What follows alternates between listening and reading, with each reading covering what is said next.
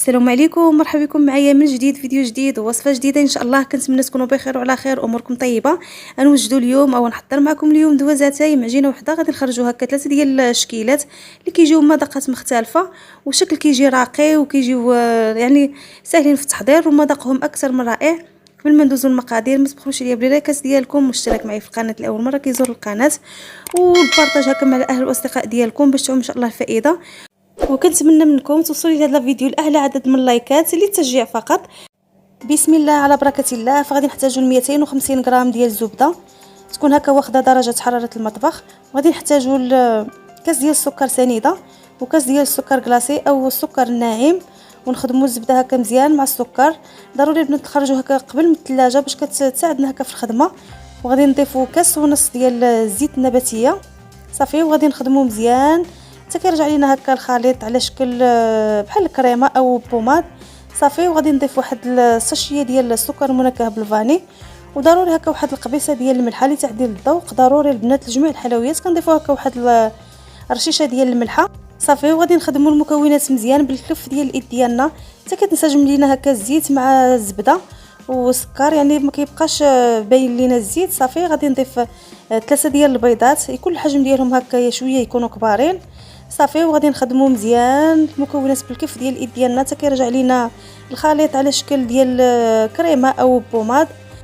فضروري البنات نخدموا بالكف ديال الايد ديالنا الزبده مزيان حتى كتنسجم لينا مع الزيت والسكر، ما كيبقاوش هكا داك القطع ديال الزبده باينين، كترجع لينا هكا الخليط ليس كيرجع بحال الشكل ديال الكريمه.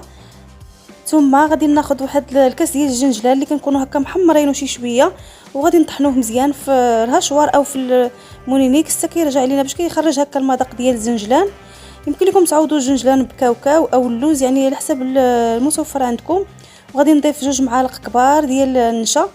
فالدور ديال النشا كتجيب لنا هكا الحلوه كتجي فيها واحد الهشاشه زوينه صافي. وغادي نحتاجوا الخميره الخاصه بالحلويات، غادي نضيف ساشيه ونصف ديال الخميره الخاصه بالحلويات على وزن 8 غرام. ونحتاجوا الكيلو ديال الفرص الخاص بالحلويات، ودائما الفرص كيبقى على حسب النوعيه ديال الفرص، يعني كاين اللي كيتشرب وكاين اللي ما كيتشربش، وعلى حسب الحجم ديال البيض. فانا ما غاديش ندخل هذه الكميه ديال الفرص كامله، غيبقى واحد شويه. فضروري البنات نضيفوا الفرص بالتدريج، يعني غير شويه بشويه حنا كنجمعوا العجينه ديالنا، ما نضيفوش هكا الطحين دفعه واحده باش ما نحصلوش على واحد العجينه اللي كيكون القوام ديالها قاصح. نضيفوا هكا بالتدريج وهنا كنجمعوا العجينه ديالنا غير برؤوس الاصابع. فضروري البنات العجينه ديال الحلويات او الصابلين ما ندلكوهاش، غير ندخلوا هكايا الدقيق بالاصابع ديالنا بهذا الشكل هذا صافي، حتى كنحصلوا على عجينه اللي كتكون القوام ديالها شويه كتكون رطبه ما تكونش قاصحه بزاف.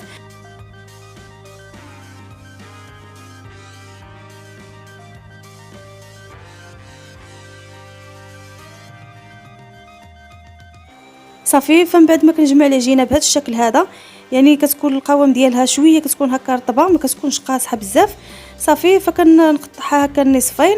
فبالنسبه للنصف الاول او الشكل الاول فانا غادي نكهو بالقشور ديال الحامض اللي كنحكو هكا واحد الحامضه تكون هكا شويه كبيره، يعني تقريبا واحد معلقه ونصف كبيره ديال القشور ديال الحامض، فهو كيعطيها مذاق زوين بزاف صافي. وغادي نجمع غير بالرؤوس ديال الاصابع ديالنا بهذا الشكل هذا كما كتلاحظوا معايا. فبالنسبه للشكل الثاني انا غادي نكه بالكاوبيل، غنضيف واحد المعلقه ونصف ديال الكاوبيل. وانتم يمكن لكم تنكهوا باي حاجه متوفره عندكم، يمكن لكم تضيفوا هكايا الكراميل فهو كيعطي مذاق زوين بزاف وكيتواسى مع الشكلاط، او يمكن لكم تضيفوا هكا واحد راس معلقه او نص معلقه ديال قهوه سريعه الذوبان حتى هي كتعطي مذاق زوين وكتواسى مع الشكلاط صافي. وغادي نجمعوا العجينه ديالنا غير بهذا الشكل هذا. ضروري البنات ما ندلكوهاش صافي، غير ندخلوا فيها الحامض بهذا الشكل ونخليوها هكا على جنب، نديروها في بلاستيك غذائي ونخليوها على جنب. فبالنسبه للعجينه الثانيه فغادي نضيف لها معلقه ونصف ديال الكاوبيل او الشكلاط اللي كنديروا مع الحليب، وغادي نضيف عليه معلقه مع مرش ديال الزيت هكا غير واحد القطيرات باش تساعدنا باش تدخل لينا هذا الكاوبيل مع العجينه وينسجموا. فبالنسبه للشكل الثاني فانا غادي نخرج منه هكا 2 ديال الشكيلات اللي كتكون هكا بمذاقات مختلفين، كيجي كل شكل والمذاق ديالو صافي. وغادي نغطيو العجينه ديالنا بلاستيك غذائي ضروري باش ما تنشفش هكا العجينه وغادي ناخذ الكويره الاولى او الشكل الاول اللي مكهناه هكا بالحامض، ثم غادي نشكلوا العجينه ديالنا كويرات بهذا الشكل هذا، يعني ونحاولوا نجيبوا هكا كويرات اللي يكونوا قادين، ما تكونش كويره اكثر من كويره باش تجينا هكا الحلوه مقاده او دوازات يجينا مزيون في الشكل ديالو. فمن بعد ما كنشكلوا العجينه ديالنا كويرات بهذا الشكل هذا، كناخذوا واحد الاناء كنوضعوا فيه تقريبا واحد الكاس ديال السكر سنيده او السكر الخشن، وكناخذوا الحبات ديال الحلوى بهذا الشكل هذا، كنوضعوهم هكا في السكر سنيده ونحاولوا كنضغطوا عليهم واحد شويه، وكنحتاجوا لهاد القطعه ديال البطاطا كندوزوها هكا حتى هي في سكر سنيده باش ما تلتصقش لينا الحبات ديال الحلوى فيها. صافي وكنضغطوا بهذا الشكل هذا. صافي غادي نستمر بنفس الطريقه تنكمل الكميه اللي عندي كامله، فهاد الشكل كيجي رائع بزاف، انا اكيد الا جربتوه غيعجبكم. كيجي هكا الحامض مع الزنجلان كيجي مذاق رائع. صافي فمن بعد ما كنكمل الكميه اللي عندي فانا غادي ندخلها الفران اللي كنكونوا هكا سخناه. صافي غادي نخليو الفران ديالنا تكون العافيه ديالو متوسطه، ما يكونش مجهد بزاف وما يكونش مهيل، وغادي نخليوه طيب لينا الحلوه ديالنا من التحت، ثم غادي ندخلوه هكا الطيب من الوجه ديالها، يعني غير تاخذ هكا واحد اللوين ذهبي. صافي فبالنسبه للشكل الثاني كناخذوا العجينه ديالنا كنشكلوها حريبلات بهذا الشكل هذا وكنقطعوها بسكين او بقطعه. صافي كندخلوها للفران طيب. فمن بعد ما كنخرجوها كناخذوا هكا واحد الكاس او نص كاس ديال العسل او الكونفيتير، وكنحتاجوا الكليكوز كناخذوا معلقه كبيره عامره، كنخليهم هكا فوق عافيه اللي كتكون شويه مهيله، يعني حتى كيذوب لينا الكليكوز مع العسل او المربى. ثم كناخذوا الحبات ديال الحلوى كنوضعوهم في الخليط ديال الكليكوز والعسل مباشره، وكنفندوهم هكا في الشوفه اللي حمرناه كما ذكرت معكم من قبل. فبالنسبه للتزيين انا خديت شكلاط كحل ودوبته، وخديت هكا واحد الكميه وضعتها في بلاستيكه وشكلت هكا ثقوب فيها. صافي وكنزينوا بهذا الشكل هذا.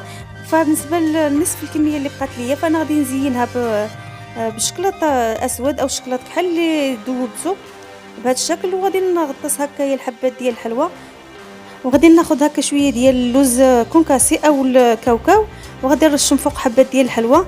صافي ها الحلوى ديالي واجده وكتجي اكثر من رائعه وبسيطه، يعني ما فيهاش مكونات اللي كثارين، اقتصاديه وكتجي اكثر من رائعه.